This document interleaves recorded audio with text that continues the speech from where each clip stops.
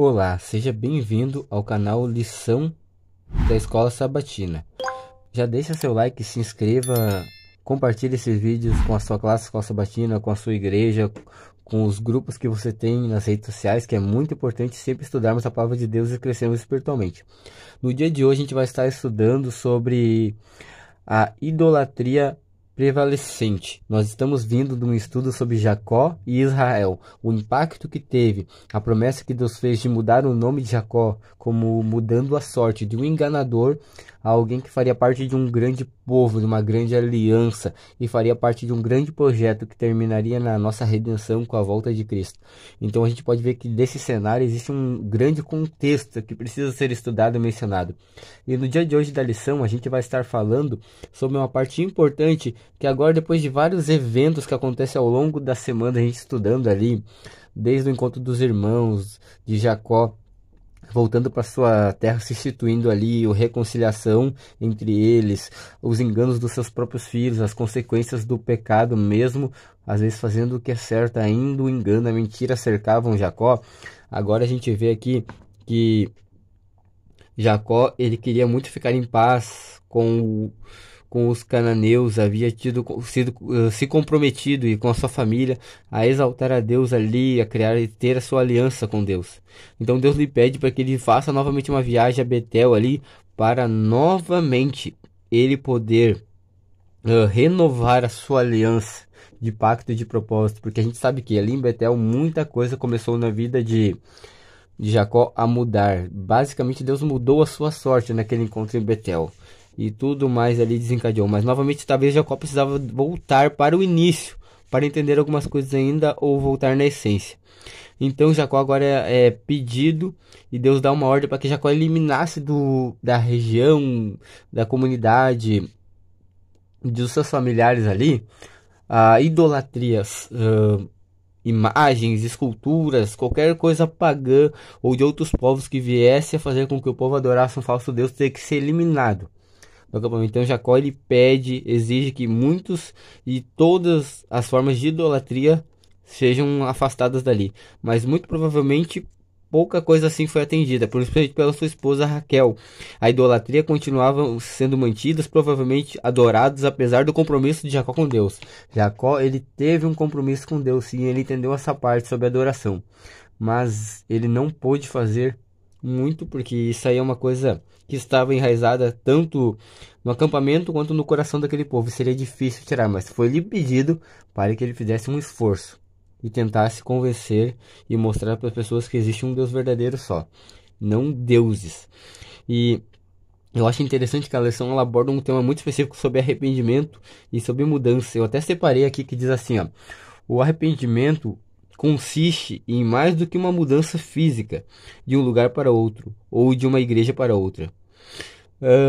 Eu acho bem interessante isso aqui porque me faz remeter a um pensamento cristão e um pensamento humano. Geralmente quando algo não dá certo a gente diz, muda.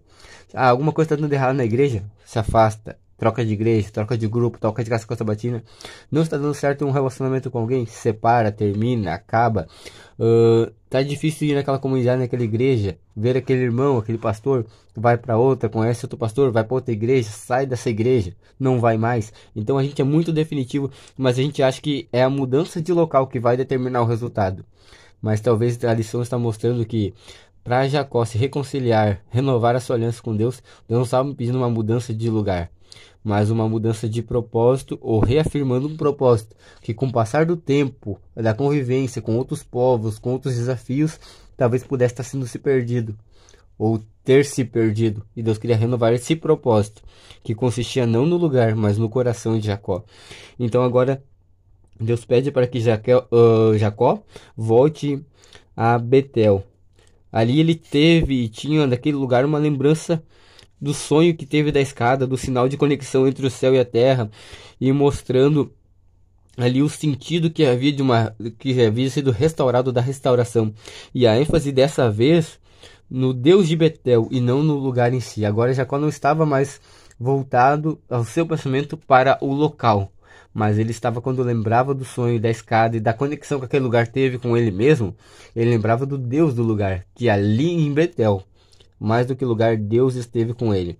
E ali então ele foi revelado as promessas de Deus, a bênção que Deus indicava, a bênção de Jacó. Em primeiro lugar significava a fecundidade, da semente messiânica, do caso da geração do Messias, que viria de muitas nações. O lugar apontava para a terra prometida. Se a gente for ver a história de Jacó e desse encontro com Deus, é uma promessa de que ele teria uma bênção especial para ele. No caso, não precisaria ter roubado a primogenitura do irmão, que uma bênção estava guardada para ele. Ele faria parte de uma geração que teria um papel muito fundamental na vida e na trajetória cristã. Uma geração messiânica que iria fazer com que o Messias viesse a esse mundo por meio da sua geração.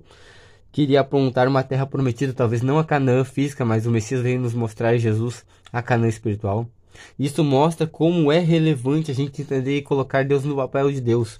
A lição sobre idolatria provavelmente mostra, nesse capítulo, que Jacó teve que fazer uma escolha: adorar coisas inertes que não fazem nada para si, ou continuar se adorando ou se enganando, ou abandonar todas essas coisas e crer no Deus vivo.